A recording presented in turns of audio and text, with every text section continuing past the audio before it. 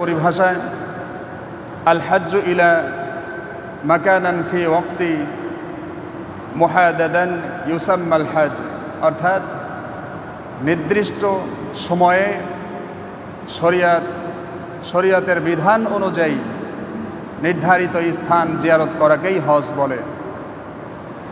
নবম হিজরিতে উম্মতে মুহাম্মাদের উপর হজ ফরজ করা হয়েছে। হজের ঘোষক হলেন হজরতে ইব্রাহিম আলাইহিসসালাতু ওয়াসসালাম। হজের ঘোষককে হজরতে ইব্রাহিম আলাইহিসসালাতু ওয়াসসালাম।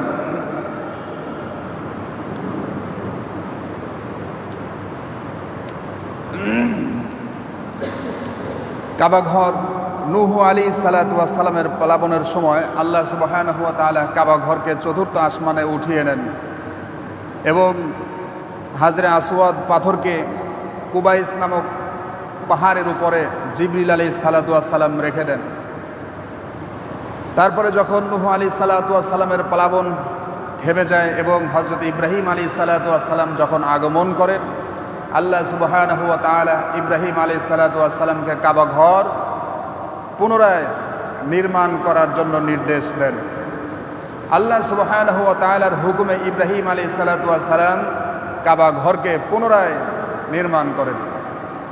সেই কথাটা আল্লাহ সুবহানাহু ওয়া তাআলা কালামে পাকের ভিতরে ইরশাদ করছেন। আল্লাহ তাআলা রব্বুল আলামিন বলেন, وَإِذْ يَرْفَعُ إِبْرَاهِيمُ الْقَوَاعِدَ مِنَ الْبَيْتِ وَإِسْمَاعِيلُ رَبَّنَا تَقَبَّلْ مِنَّا إِنَّكَ أَنْتَ السَّمِيعُ الْعَلِيمُ।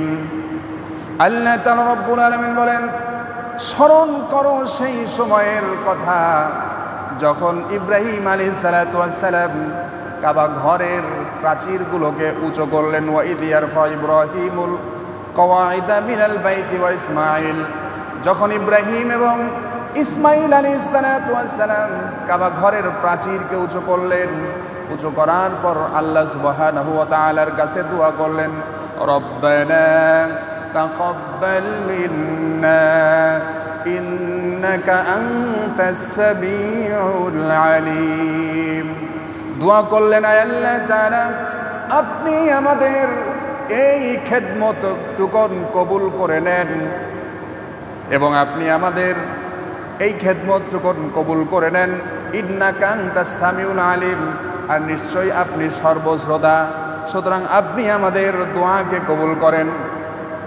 তারপরে ইব্রাহিম আলাইহিসসালাতু ওয়াসসালাম আরো দোয়া করলেন, রব্বানা ওয়াজআলনা মুসলিমাইনি লাকা ওয়া মিন যুররিয়াতিনা উম্মাতান মুসলিমাতান লাক। ইব্রাহিম আলাইহিসসালাতু ওয়াসসালাম বললেন, আল্লাহ, আপনি আমাদেরকে আপনার মুসলমান হিসাবে কবুল করে নেন।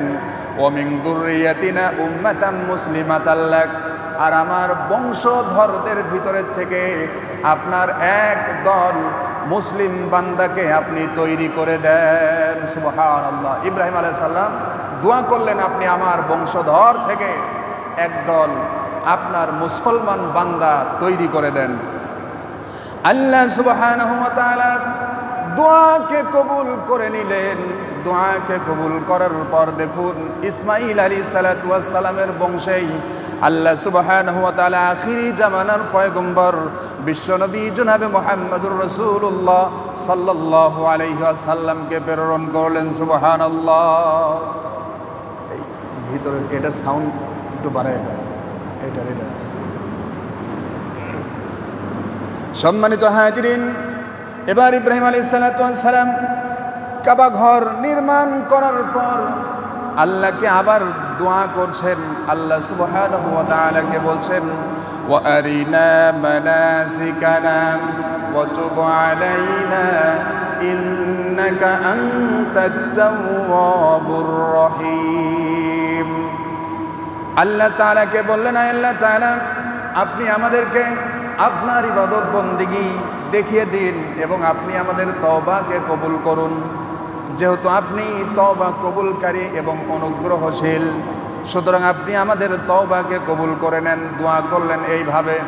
দোয়া করার পর যখন ইব্রাহিম আলাইহিস সালাতু ওয়াস সালাম কাবা ঘর নির্মাণ করলেন, আল্লাহ সুবহানাহু ওয়া তাআলা বললেন, হে ইব্রাহিম, এবার তুমি মানুষকে হজের জন্য নির্দেশ দিয়ে দাও। কাবা ঘর তৈরি হওয়ার পর ইব্রাহিম আলাইহিস সালাতু ওয়াস সালাম ইব্রাহিম আলাইহিস সালাতু ওয়াস সালামকে আল্লাহ সুবহানাহু ওয়া তাআলা বললেন, এবার মানুষের মাঝে হজের ঘোষণা করে দাও। আল্লাহ তাআলা সেই কথা তুলে ধরেছেন, ওয়াআযযিন ফিন নাসি বিল হাজ্জি ইয়াতুকা রিজালান ওয়া আলা কুল্লি দামিরিন ইয়াতিনা মিন কুল্লি ফাজ্জিন আমিক। আল্লাহ তাআলা বললেন, লোকদের মধ্যে হজের ঘোষণা করে দাও, তারা তোমার নিকট আসবে দূর দূরান্ত থেকে, পায়ে হেঁটে আসবে, উঠে চড়ে আসবে, বাহনে চড়ে হজ করতে আসবে। ইব্রাহিম আলাইহিস সালাতু ওয়াস সালাম প্রথম হজের ঘোষণা করে দেন। ইব্রাহিম আলাইহিস সালাতু ওয়াস সালাম কিতাবের মধ্যে এসেছে, ইব্রাহিম আলাইহিস সালাতু ওয়াস সালাম তিনিই সর্বপ্রথম আল্লাহ সুবহানাহু ওয়া তাআলার দেখানো নিয়ম নির্দেশনা অনুযায়ী তিনি সর্বপ্রথম হজ সম্পাদন করেন। সুবহানাল্লাহ। ইব্রাহিম আলাইহিস সালাতু ওয়াস সালামই সর্বপ্রথম হজ আল্লাহ সুবহানাহু ওয়া তাআলার নির্দেশ অনুযায়ী এবং দেখানো পথ অনুযায়ী হজ সম্পাদন করেন। সম্মানিত হাজিরিন, এবার খেয়াল করুন, হজ গুরুত্বপূর্ণ একটা ইবাদত। বেশি হচ্ছে বেশি হচ্ছে। সম্মানিত হাজিরিন, হজ গুরুত্বপূর্ণ একটা ইবাদত। ইসলামের মূল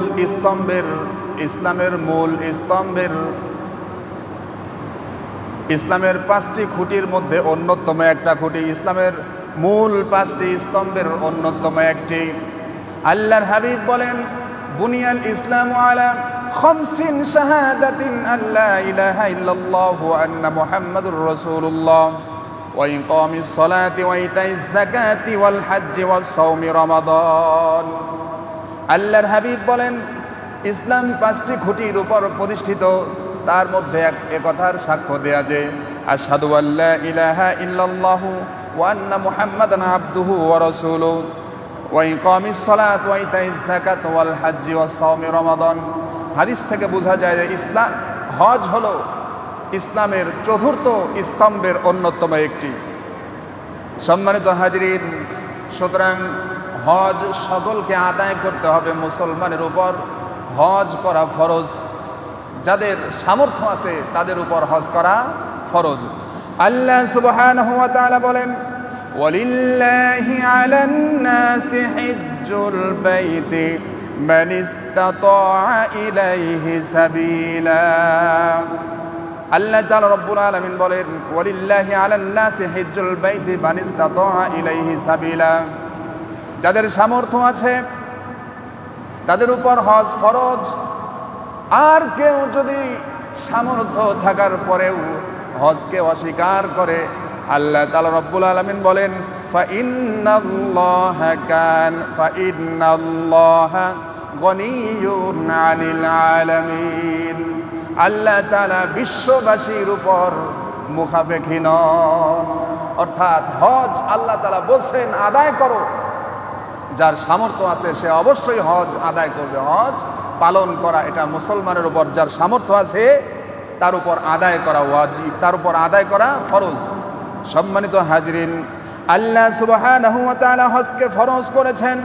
বিশ্বনবী জনাব মুহাম্মদুর রাসূলুল্লাহ সাল্লাল্লাহু আলাইহি ওয়াসাল্লাম তিনি বলছেন, ইয়া আইয়ুহান নাস কদ ফারাদাল্লাহু আলাইকুমুল হাজ্জা ফাহাজ্জু। আল্লাহর হাবিব বলেন, হে মানব মণ্ডলী, আল্লাহ তাআলা রব্বুল আলামিন তোমাদের উপর হজকে ফরজ করেছেন, সুতরাং তোমরা হজ আদায় করো। আল্লাহর হাবিব বলেন, আল্লাহ তোমাদের উপর হজকে ফরজ করেছেন, সুতরাং তোমরা হজ করো। সুতরাং প্রত্যেক মুসলমানের উপরই হজ আদায় করা ফরজ। হজ ফরজ হবে কখন? আল্লাহর হাবিব তিনি বলছেন হজ কখন ফরজ হয়। আল্লাহর হাবিব বলেন, মা ইউজিবুল হাজ্জা ফাকালা যাদু ওয়ার রাহিলাতু, আল্লাহর হাবিব তিনি বলেন যে ব্যক্তির সংসার চালানোর পর অর্থাৎ পরিবারের খরচ ভরণ পোষণ চালানোর পর সফরের সামর্থ্য, সফরের অর্থ যদি তার কাছে থাকে তাহলে অবশ্যই তার উপর হজ ফরজ।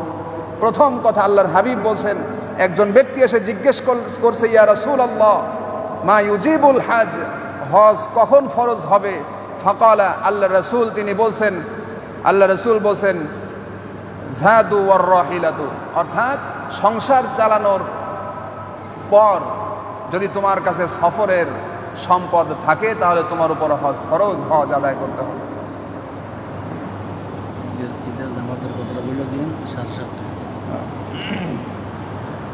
সম্মানিত হাজরিন, সুতরাং হজ একটা গুরুত্বপূর্ণ ইবাদত, হজ সকলকে আদায় করতে হবে। আল্লাহ তাআলা রব্বুল আলামিন তাই কালামে পাকের ভিতরে ঘোষণা করছেন, ওয়া আতিমুল হজ্জ ওয়াল উমরাতা লিল্লাহ। আল্লাহ তাআলা বলছেন, যদি তোমরা হজ এবং উমরার নিয়ত করে থাকো তাহলে তা দ্রুততার সাথে আদায় করে নাও, পরিপূর্ণ করে নাও। কারণ শয়তান আমাদের পিছে সব সময় লেগে আছে, আপনাকে হজ আদায় করতে দেবে না, বাধা দেবে, নেকের কাজ করতে যাবেন বাধা দেবে। আল্লাহর হাবিব বলেন, মান আরাদাল হজ্জা ফালইয়াতাআজ্জাল, যদি কোনো ব্যক্তি হজ এবং উমরা করার ইরাদা করে, নিয়ত করে, তাহলে সে যেন দ্রুততার সাথে হজ এবং উমরা আদায় করে নেয়। কেননা সে যে কোনো মুহূর্তে অসুস্থ হয়ে যেতে পারে, যে কোনো সময় সে ক্ষতিগ্রস্ত হতে পারে, এমনকি শয়তান তাকে প্ররোচনা দিতে পারে। সুতরাং হজ করার ইচ্ছা করলে, উমরা করার ইচ্ছা করলে সাথে সাথে দ্রুততার সাথে সেইটা আদায় করা বান্দার জন্য ওয়াজিব হয়ে যায়, আর হজ পালন করা হলো ফরজ। সম্মানিত হাজিরিন, এবার খেয়াল করুন হজের ফজিলত কত। আল্লাহর হাবিব তিনি বলছেন, আন আবি হুরায়রা রাদিয়াল্লাহু তাআলা আনহু قال قال رسول الله صلى الله عليه وسلم من حج لله فلم يرفث ولم يفسق। আল্লাহর হাবিব বলেন, আল্লাহর যে বান্দা আল্লাহর সন্তুষ্টি লাভের উদ্দেশ্যে হজ করলো এবং ফালাম ইয়ারফুস ওয়ালাম ইয়াফসুক, এবং কোনো রফাস করলো না এবং কোনো ফুসুক করলো না। রফাস অর্থাৎ কোনো অশ্লীলতা কামনা বাসনা করলো না, এবং ওয়ালাম ইয়াফসুকু, এবং কোনো প্রকারের নাফরমানি না করে আল্লাহর সন্তুষ্টি লাভের আশায় হজ পালন করলো। আল্লাহর হাবিব বলেন, রজা কায়াউমিন, ওই ব্যক্তি প্রত্যাবর্তন করবে ওয়ালাদাতহু উম্মুহু, যেমন শিশু সন্তান যেমন মাতৃগর্ভ থেকে ভূমিষ্ঠ হয়ে মাসুম হিসাবে ভূমিষ্ঠ করে, একজন ব্যক্তি যে হজ করলো, হজ করার পর ওই ব্যক্তিও অনুরূপভাবে মাসুম হয়ে বাড়িতে প্রত্যাবর্তন করে। সুবহানাল্লাহ। অর্থাৎ যে ব্যক্তি হজ করবে, হজ করার সাথে সাথে তার জীবনের সমস্ত গুনাহ খাতাগুলোকে আল্লাহ সুবহানাহু ওয়া তাআলা মাফ করে দেন। অর্থাৎ একজন শিশু, নবজাতক শিশু যেমন মাসুম থাকে, হজ যে মাবরুর যে আদায় করে কবুল হজের সোয়াব, ওইটাই ওই ব্যক্তির জীবনের সব গুনাহ খাতা মাফ হয়ে মাসুম হয়ে বাড়িতে প্রত্যাবর্তন করে। সুবহানাল্লাহ। সম্মানিত হাজিরিন, আল্লাহর হাবিব তিনি আরো বলেন, কবুল হজের বিনিময় হলো জান্নাত। আল্লাহর হাবিব তিনি বলছেন, আল হাজ্জুল মাবরুরু, আল্লাহর হাবিব বলেন, আল হাজ্জুল মাবরুরু লাইসা লাহু জাযাউন ইল্লাল জান্নাহ। আল্লাহর হাবিব তিনি বলছেন, আল হাজ্জুল মাবরুরু, কবুল হজের বিনিময়, লাইসা লাহু জাযাউন ইল্লাল জান্নাহ, কবুল হজের বিনিময় জান্নাত ছাড়া আর কিছু হতে পারে না। অর্থাৎ আল্লাহর হাবিব তিনি বলছেন, যে ব্যক্তি হজ করলো আর তার হজ যদি কবুল হয়ে যায় তাহলে তার বিনিময় জান্নাত ছাড়া আর কিছু হতে পারে না। হজ কবুল হলে বান্দার জন্য জান্নাত ওয়াজিব হয়ে যায়। জোরে বলি সুবহানাল্লাহ। সম্মানিত হাজিরিন, সুতরাং হজ গুরুত্বপূর্ণ একটা ইবাদত, সকলকেই হজ আদায় করতে হবে, গুরুত্বপূর্ণ একটা ইবাদত। এবার খেয়াল করুন, কোনো সম্পদশালী ব্যক্তি যার উপর হজ ফরজ হয়েছিল কিন্তু হজ আদায় করতে পারে নাই, তার জন্য কি একজন ব্যক্তি সম্পদশালী কিন্তু সে হজ করে নাই, এখন তার ওয়ারিসদের উচিত হলো তার পক্ষ থেকে হজ আদায় করে দেয়া। ওয়ারিসদের উচিত হলো তার পক্ষ থেকে হজ আদায় করা। একজন সাহাবী আল্লাহর রাসূলের কাছে এসে জিজ্ঞেস করছেন, ইয়া রাসূলাল্লাহ, ইন্না আবি শাইখুন কাবীর, নিশ্চয় আমার পিতা অতিশয় বৃদ্ধ, লা ইয়াস্তাতিউল হাজ্জা ওয়ালাল উমরাতা, সে হজ এবং উমরা করতে পারছে না। একজন ব্যক্তি আল্লাহ রাসূলের কাছে এসে বলছেন, ইয়া রাসূলুল্লাহ, ইন্না আবি শাইখুন কাবীর, নিশ্চয় আমার পিতা অসুস্থ এবং বৃদ্ধ হয়ে গেছে। শাইখুন কাবীর, অতিশয় বৃদ্ধ। তারপরে বলছেন, লা ইয়াস্তাতিউল হাজ্জা ওয়ালাল উমরা, সে হজ এবং উমরা আদায় করতে পারছে না। আল্লাহর হাবিব সাথে সাথে বললেন, ফাকালা ফাহাজ্জা আন আবিকা ওয়া তামির, আল্লাহর হাবিব বলছেন তুমি তার পক্ষ থেকে হজ এবং উমরা আদায় করে দাও। আল্লাহর হাবিব বলছেন তোমার পিতা যদি হজ করতে না পারে, অসুস্থ হয়, তাহলে তার পক্ষ থেকে তুমি হজ আদায় করে দাও। অর্থাৎ বদলি হজ এটা আদায় করতে হবে। যদি হজ ফরজ হওয়ার পর যদি কেউ হজ না করে, তাহলে অন্তত বদলি হজ হলেও আদায় করে দিতে হবে। সম্মানিত হাজরিন, হজ গুরুত্বপূর্ণ একটা ইবাদত। কিতাবের মধ্যে এসেছে কাবা শরীফের উপর প্রতিদিন 120টা রহমত বর্ষণ হয়। কাবা শরীফের উপর প্রতিদিন 120টা রহমত বর্ষিত হয়। এখন খেয়াল করুন, প্রতিদিন 120টা রহমত বর্ষণ হয়। কিতাবের মধ্যে এসেছে তার ভিতরে 7টা রহমত বন্টন করা হয় শুধুমাত্র কাবা ঘর যারা তাওয়াফ করে তাদের জন্য বন্টন করা হয়। সুবহানাল্লাহ। কাবা ঘর যারা তাওয়াফ করে তাওয়াফকারীদের জন্যই 7টা রহমত বন্টন করা হয়। আর থাকে 7টা। এরপরে আল্লাহর হাবিব বলেন, এরপরে যারা কাবা ঘরে নামাজ আদায় করে তাদের জন্য দেয়া হয় 40টা। আর যারা কাবা ঘর পরিদর্শন করার জন্য আসে, কাবা ঘর প্রাণ ভরে যারা দেখে, আবেগবান হয়ে যারা কাবা ঘরের দিকে প্রাণ ভরে তাকিয়ে থাকে, দেখে, আল্লাহর হাবিব বলেন আল্লাহ তাআলা তাদের উপর 10টা রহমত বর্ষণ করে দেন। সুবহানাল্লাহ। সম্মানিত হাজিরিন, সুতরাং হজ গুরুত্বপূর্ণ একটা ইবাদত।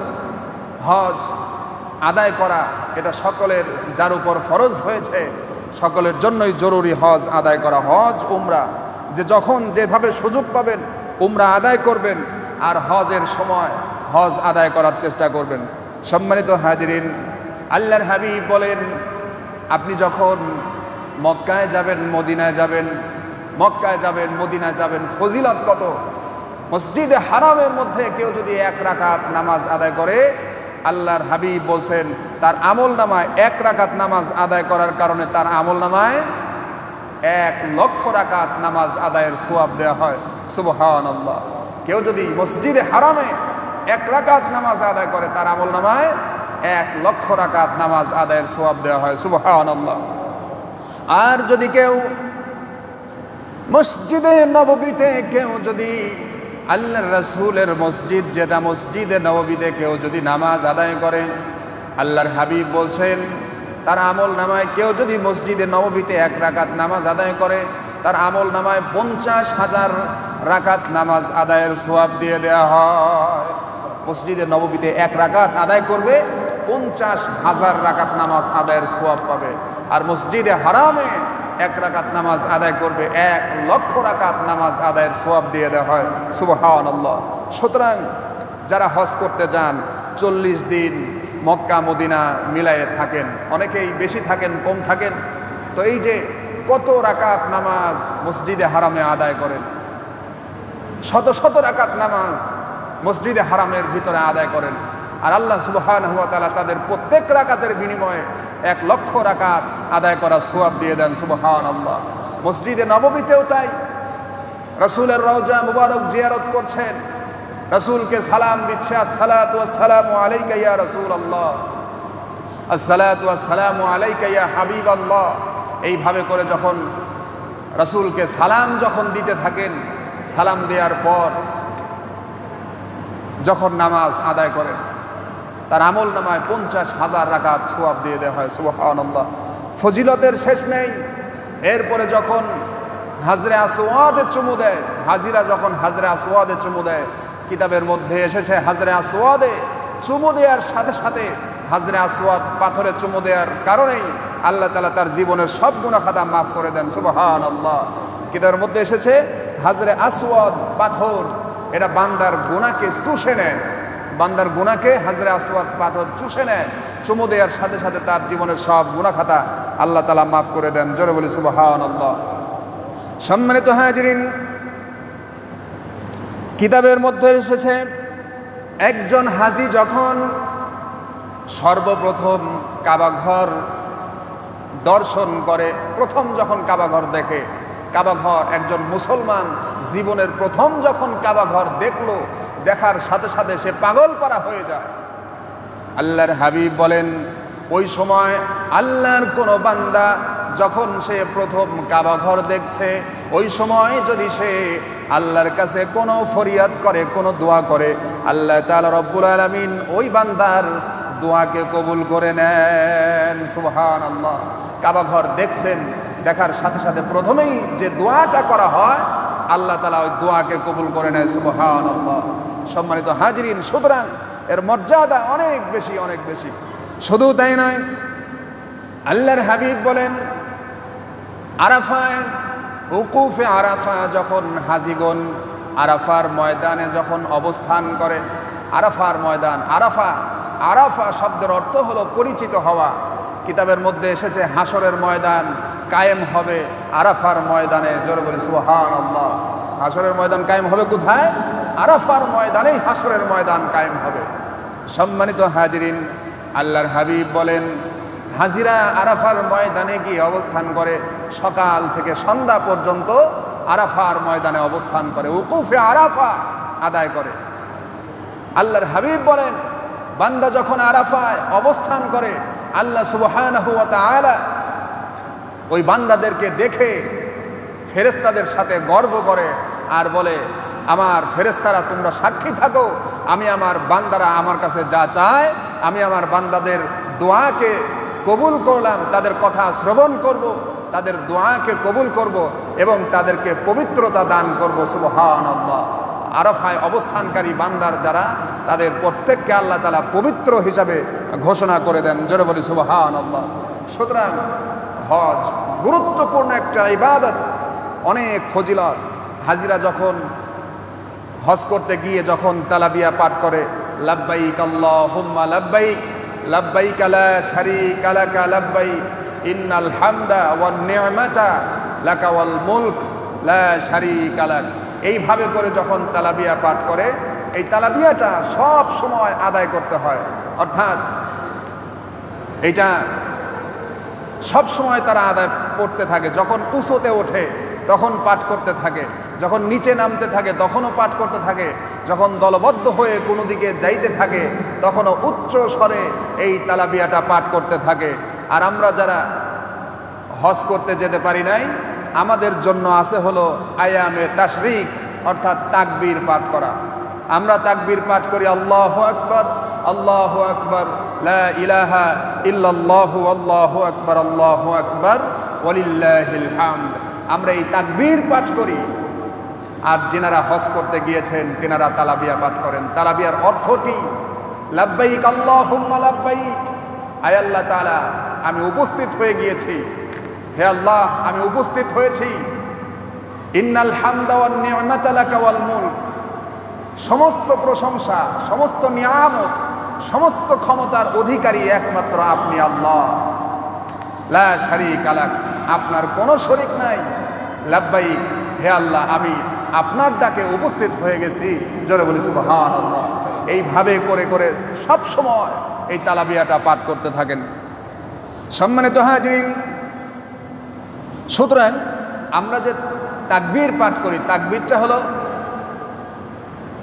আয়ামে তাশরিক, হলো জিলহজ মাসের 9 তারিখ ফজর থেকে শুরু হয় এবং জিলহজ মাসের 13 তারিখ আসর পর্যন্ত 5 দিন এই তাকবীর প্রত্যেক ফরজ নামাজের পরে উচ্চ স্বরে পাঠ করা ওয়াজিব।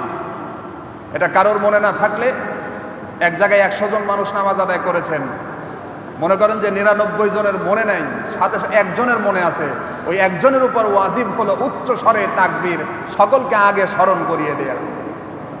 ইমাম সাহেবেরও যদি মনে না থাকে, মুসল্লির উচিত হলো আগে যার মনে আছে সেই তাকবীর আদায় করবে, তাকবীর পাঠ করবে।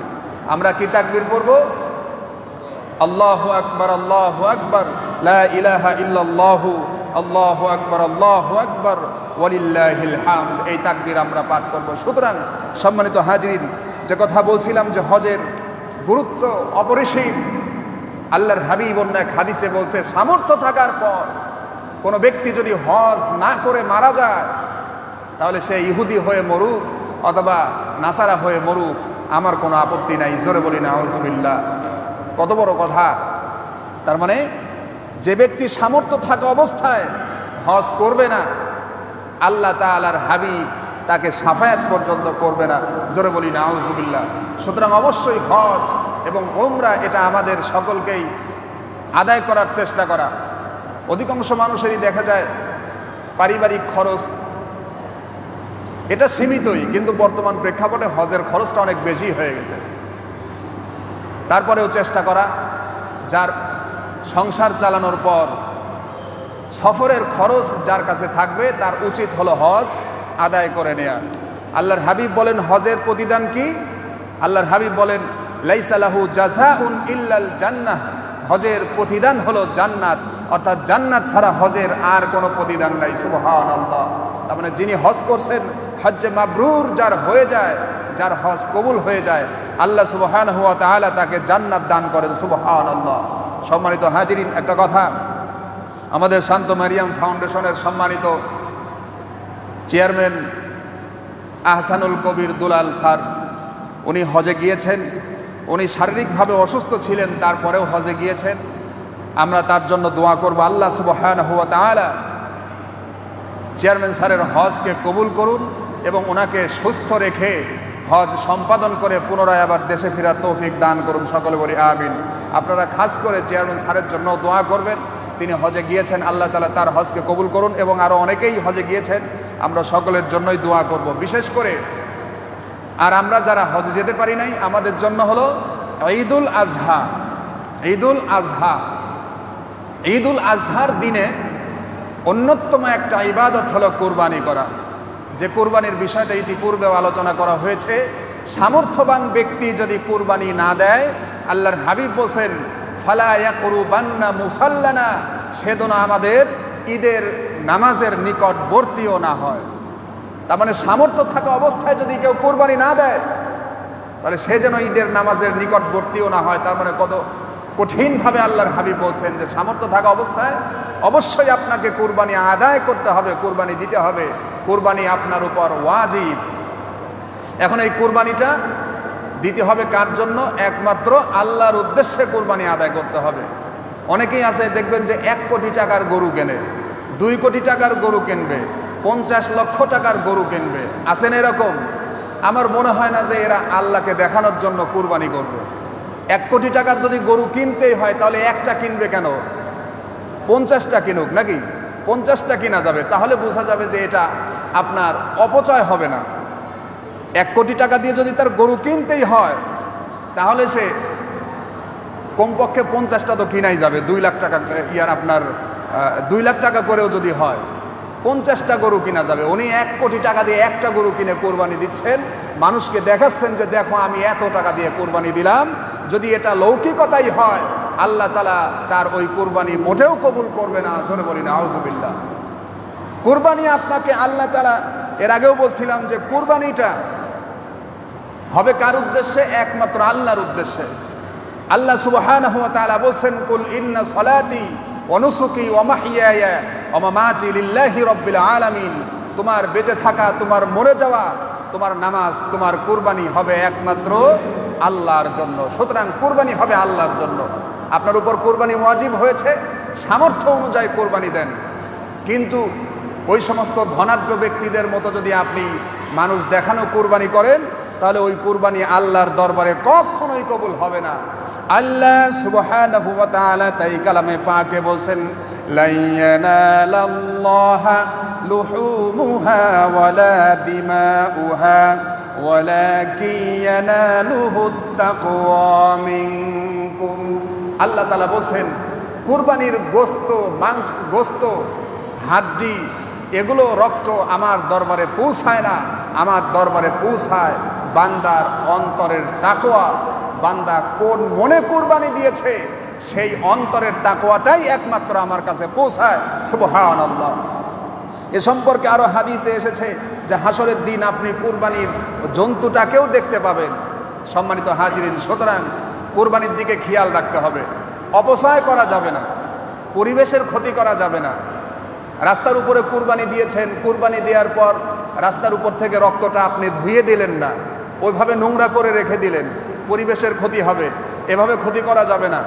কুরবানির জন্তুর ভুঁড়িটা আপনি রাস্তার উপর অথবা যে কোনো জায়গায় অমনেই ফেলে রাখলেন, পচে গলে দুর্গন্ধ সৃষ্টি হলো, পরিবেশ নষ্ট হলো, এরকম করা যাবে না। পরিবেশকে রক্ষা করার জন্য যা প্রয়োজন আপনাকে তাই করতে হবে। গর্ত করতে হবে, ময়লা আবর্জনা গর্তের মধ্যে পুঁতে রাখতে হবে। আর প্রথম যে কথা বললাম, কুরবানি হবে একমাত্র আল্লাহর উদ্দেশ্যে, মানুষকে দেখানোর উদ্দেশ্যে নয়। মানুষকে দেখানোর উদ্দেশ্যে কুরবানি দিলে আপনার কুরবানি কখনোই কবুল হবে না, কুরবানি হবে না। দ্বিতীয় নম্বর বিষয়, কুরবানির গোশত বন্টন পদ্ধতি। বর্তমান প্রেক্ষাপটে দেখা যায় আমাদের সমাজে একটা রীতি আছে, যেটা হলো যিনি কুরবানি দিচ্ছেন, কুরবানি দেওয়ার পর তিনি গোশতটা 3 ভাগ করে 1 ভাগ সমাজে দিয়ে আসছেন। আবার সেই গোশতটা সকলে মিলে ভাগযোগ করে কুরবানি দাতাও নিয়ে আসতেছেন, কুরবানি দাতা ছাড়া যারা কুরবানি দেয় নাই তারাও নিয়ে যাচ্ছেন। বুঝতে পারছেন বিষয়টা? মানে যিনি কুরবানি দিচ্ছেন তিনিও সমাজ থেকে গোশত নিচ্ছেন, যিনি দেন নাই তিনিও নিচ্ছেন। অর্থাৎ আপনি যেটা সাদকা করে দিলেন, দান করে দিলেন, সেই সাদকাটা আপনি আবার পুনরায় নিয়ে আসলেন। দান করা জিনিস ফিরায় নেওয়া এটা নাজায়েজ, এটা হারাম, এটা আপনি নিতে পারবেন না, এটা কখনোই নেওয়া যাবে না। যিনি কুরবানি দেবেন তিনি যে অংশটা গোশতটা সমাজে গরিব মিসকিনদের জন্য সাদকা করে দিচ্ছেন, তিনি সেখান থেকে মোটেও কোনো গোশত নিতে পারবেন না। প্রথমত কুরবানির গোশত 3 ভাগ করা, 3 ভাগ করে আপনি 1 ভাগ নিজের জন্য রেখে দেন, দ্বিতীয় ভাগ আপনি যাকে পছন্দ হয় তাকে দেন, আপনার প্রতিবেশী আত্মীয় স্বজনকে দিয়ে দেন, আর তৃতীয় ভাগটা একেবারে সাদকা করে দিতে হবে গরিব মিসকিনদের জন্য। সুতরাং সেটার দিকে আর তাকানো কখনোই সম্ভব নয়। যদি সেখান দিকে তাকান তাহলে আপনার কুরবানির কতটুকুন কবুল হবে এটা আল্লাহ তাআলাই ভালো জানেন। অথচ আমাদের বর্তমান প্রেক্ষাপটের সমাজগুলোর এই হাল হাকিকত হয়ে গেছে যে সমাজে গরিব দুঃখীদের জন্য দান করার পরেও আমরা পুনরায় আবার সেখান থেকে গোশত নিয়ে আসি। আল্লাহ তাআলা হেফাজত করুন। সুতরাং কুরবানি আপনি কিভাবে দেবেন? একটা ভালো জন্তু কিনতে হবে, হৃষ্টপুষ্ট, কোনো খুঁত থাকা যাবে না, কান কাটা থাকবে না, শিং ভাঙা থাকবে না, নেস কাটা থাকবে না এবং পা ভাঙা থাকবে না। এরকম একটা সুস্থ সবল একটা গরু, সেটা গাভী হোক আর অন্যান্য যেটাই হোক, গরু একটা হলেই হবে। আপনাকে যে ষাঁড় গরুই কুরবানি দিতে হবে মাসালা কিন্তু এটা বলা হয় নাই। আপনি একটা গরু কুরবানি দেবেন, অথবা একটা ছাগল কুরবানি দিতে পারেন, উট দিতে পারেন, মহিষ দিতে পারেন, সেটা যেভাবেই হোক কুরবানি দিতে হবে। সুস্থ এবং সবল পশুকে, এমন দুর্বল রোগা পশু কুরবানি দেয়া যাবে না যে পশুটা কুরবানির মাঠ পর্যন্ত হেঁটে যেতে সক্ষম নয়, এত দুর্বল যে কুরবানির মাঠ পর্যন্ত হেঁটে যেতে পারে না, এমন পশু কুরবানি দেয়া যাবে না। শিং ভাঙা, হাত তারপরে পা ভাঙা, নেস কাটা, কান কাটা, এই সমস্ত পশু, অন্ধ পশু, চোখ কানা, এরকম পশু কুরবানি দেয়া যাবে না। দাঁত ভাঙা, ঘাস খেতে পারে না, এরকম পশু কুরবানি দেয়া যাবে না। আপনারা যারা কুরবানি কিনবেন এই বিষয়গুলো খেয়াল করে কুরবানির জন্তুটা ক্রয় করবেন। গরুর জন্য 2 বছর নির্ধারিত সময়। গরুর বয়স কত হতে হবে আপনারা সকলেই জানেন, তারপর একটু স্মরণ করিয়ে দিচ্ছি যে গরুর বয়সটা হবে 2 বছর, ছাগলের বয়স হবে আনুমানিক 1 বছর।